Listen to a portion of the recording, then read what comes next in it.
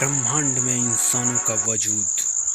आखिर इस ब्रह्मांड में धरती का क्या वजूद है। इस ब्रह्मांड में ये धरती एक तिनके की तरह है और इस धरती पर रहने वाले छोटे से मानव बहुत बड़ा होता है।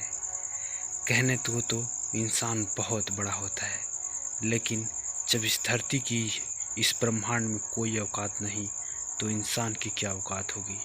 आप अपनी आँखों से इस समय देख रहे होंगे इस पृथ्वी की आकार को। पृथ्वी गोलाकार होती है जिसे हम अपनी नंगी आँखों से नहीं देख पाते हैं। आज हम आपको दिखा रहे हैं अपने कैमरे की मदद से अपने इस चैनल पे इस पूरी धरती पृथ्वी को। और आज हम पृथ्वी ही नहीं, इसकी कक्षा को भी देखेंगे और इस पूरे ब्रह्मांड को भी। ये रही धरती के आसपास सारी देशांतर और अक्षांश रेखाएं। अब धीरे धीरे हम आगे बढ़ रहे हैं और पृथ्वी की कक्षा की तरफ बढ़ रहे हैं।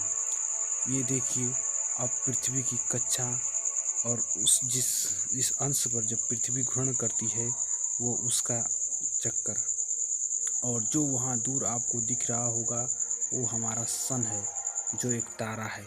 ये है पृथ्वी की घूर्णन करने वाली कक्षा। और अब इस पृथ्वी की जो सूर्य की जो कक्षा है उसे आप देखेंगे। ये एक छोटी सी कक्षा है जो पृथ्वी की कक्षा है। अब इस सूर्य के चारों तरफ बहुत सारी कक्षाएं हैं, जिसमें से 8 ग्रह 8 कक्षा में चक्कर लगाते हैं। चूँकि ग्रहों की संख्या तो 9 थी, लेकिन अब 8 है।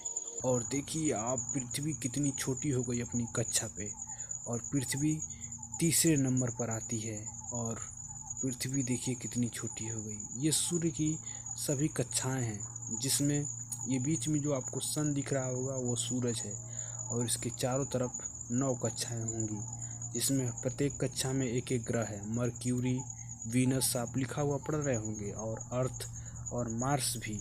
अब इसके आगे जो आएगा वो भी अपनी कक्षा में एक ग्रह आएगा, जिसे हम आप देख रहे होंगे कि ये सभी आसपास की कक्षाएं हैं सूरज की। और इन सभी कक्षाओं में एक एक ग्रह मिलकर हमारा सौर मंडल बना है। ये जुपिटर जो है 5वें नंबर पे आता है पृथ्वी से। 5वें नंबर पे जुपिटर होते हैं। और उसके बाद से आप देख रहे होंगे 6वीं कक्षा में सैटर्न, जो शनि जो है 6वें नंबर पे पृथ्वी से आता है दूरी पर। और ये सभी अपनी अपनी कक्षाओं में सूर्य का ही चक्कर लगाते हैं। सबकी घूर्णन काल अलग अलग होते हैं और सब पे टाइम अलग अलग होते हैं। उसके बाद से आप वरुण और अरुण को भी देख रहे होंगे। ये सभी 8 ग्रह होते हैं। चूँकि ग्रहों की संख्या पहले 9 थी, लेकिन अब 8 कर दी गई है।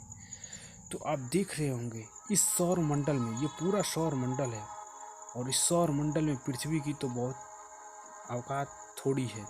अब ये सौर मंडल धीरे धीरे छोटा होता जाएगा। और अब जो आएगा, देखिए वो सौर मंडल एक तारे की तरह दिखने लगा, एक तारे की तरह। ये तमाम तारे हैं, ये है हमारी गैलेक्सी के प्रत्येक तारे। जितने भी तारे हैं ये सब हमारी गैलेक्सी के होने वाले तारे हैं। और प्रत्येक तारे का अपना अपना सौर मंडल होगा, और प्रत्येक तारे में अर्थ, पृथ्वी जैसे बहुत सारे ग्रह होंगे। ये हमारी है निहारिका, यानी कि जिसे बोलते हैं हम लोग मंदाकिनी, यानी कि ये है। और ऐसे ऐसे मंदाकिनी बहुत सारे हमारे ब्रह्मांड में मौजूद हैं, बहुत सारे मिल्की वे जिसको बोलते हैं। ये देखिए, करोड़ों करोड़ों अरबों मिल्की वे हमारे ब्रह्मांड में मौजूद हैं। करोड़ों अरबों, जिसमें पृथ्वी की तो कोई औकात ही नहीं है। पृथ्वी इतना कण से भी छोटा होगी, कण कहें तो बहुत बड़ी हो जाएगी इसके तुलना में। ये देखिए, लाखों अरबों करोड़ों अनगिनत कहें गैलेक्सियाँ मौजूद है हमारे इस ब्रह्मांड में। ये धीरे धीरे अब आप देख पाएंगे पूरे यूनिवर्स को। ये पूरा यूनिवर्स है जिसे ब्रह्मांड कहते हैं। इसके बाहर क्या है किसी को कुछ नहीं पता, और शायद कोई कल्पना भी न कर सके। चलिए एक बार फिर से वापस लौटते हैं उसी पॉइंट पे। धीरे धीरे हम गैलेक्सी पर जाने लगे, और गैलेक्सी पॉइंट से हम पहुंचने लगे। देखिए, ये अरबों गैलेक्सियों में एक गैलेक्सी हमारी होगी जिसका नाम है मिल्की वे। और ये गैलेक्सी आपको दिखाई दे रही होगी, अब उस पे जूम होता जाएगा धीरे धीरे। देखिए फ्रेंड्स, ये है गैलेक्सी हमारी जिसका नाम मिल्की वे है।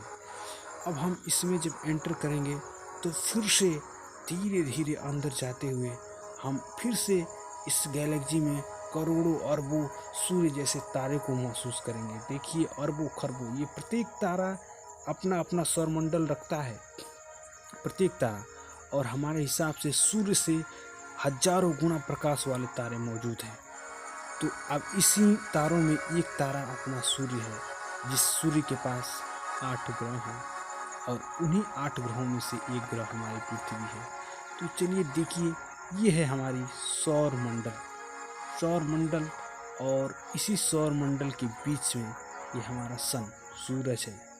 आखिर इतने बड़े ब्रह्मांड में एक छोटी सी पृथ्वी जिसका कोई वजूद ही नहीं होगा, इस ब्रह्मांड में, इस मिल्की वे में हजारों अरबों खरबों, बिना ऐसे बोले अनगिनत जो है सौरमंडल मौजूद है। और इस ब्रह्मांड में अनगिनत मिल्की वे यानी आकाश गंगाएं मौजूद हैं।